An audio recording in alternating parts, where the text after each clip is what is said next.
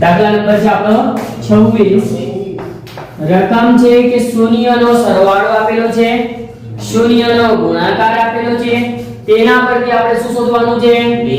દ્વિઘાત બહુપદી. શૂન્યનો સરવાળો એટલે કે આલ્ફા પ્લસ બીટા અને એનું સૂત્ર છે -b છેદમાં a. અને એ રકમમાં તમને આપેલું છે શૂન્યનો સરવાળો કેટલો છે? વર્ગમૂળમાં 5. આના છેદમાં કઈ નાનું શું લગાય બેટા? 1 અને ધારી લેવાનું k. અને k શું છે અહીંયા? અચળાંક છે. શું છે બેટા? અચળાંક. હવે તમને ખબર છે આપણે શું કરતા હતા? ઉપર સાથે ઉપરને સરખાવવાનું અને નીચે સાથે નીચેને સરખાવો તો તમારો જવાબ આવે -b નો જવાબ આવે વર્ગમૂળમાં 5 સાથે k. તો -b બરાબર વર્ગમૂળમાં 5 અને k વર્ગમૂળમાં 5k અને a નો જવાબ આવે a બરાબર 1k. ઓકે બરાબર. a આવી ગયું, b આવી ગયું. હવે c નો જવાબ લાવવાનો છે. c નો જવાબ રકમમાં તમને આપેલું છે શૂન્યનો ગુણાકાર આપેલો છે. શૂન્યના ગુણાકારને કહેવાય આલ્ફા * બીટા. સૂત્ર છે c/a અને રકમમાં આપેલું છે એનો જવાબ કેટલો છે? 3/4. ઓકે બેટા.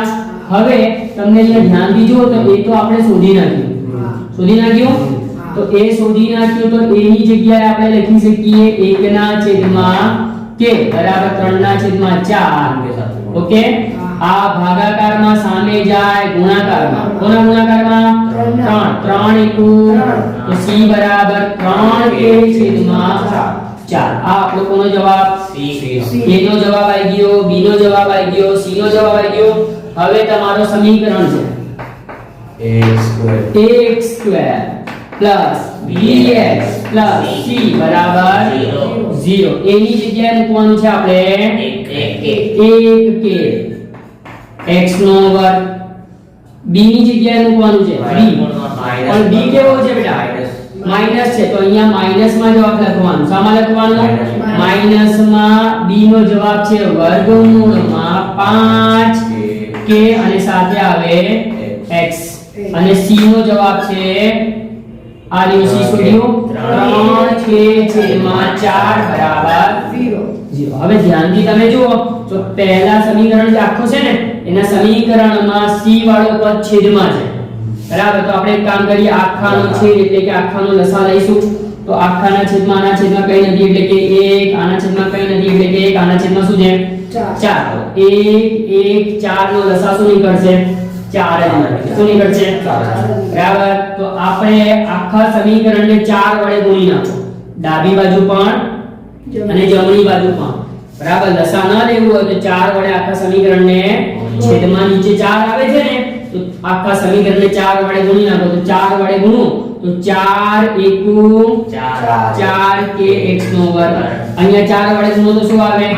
4 વર્ગમૂળમાં 5k x વત્તા 4 વડે ગુણો તો 4 * 3k/4 બરાબર 0/4.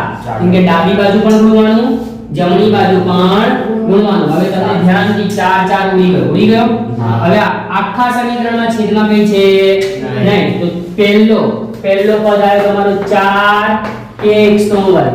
બીજો આવ્યો તમારો -4 વર્ગમૂળમાં 5kx અને અહીંયા આવ્યો +3k અને 0 સાથે 4 નો ગુણાકાર તો થઈ જાય 0. બરાબર. આખા સમીકરણમાંથી કોઈ કોમન નીકળે છે બેટા? k. તો k આવ્યું 12. તો k બાર ને k બાર તો અંદર શું વધ્યું? 4x નો વર્ગ -4 વર્ગમૂળમાં 5x વત્તા 3 બરાબર 0. આ આપણું દ્વિઘાત સમીકરણ કહેવાય. દાખલો થઈ ગયો આપણો પૂરો. બોલો ખબર પડી? કઈ પ્રોબ્લેમ? કઈ પ્રશ્ન? નહીં? વધીએ આગળ.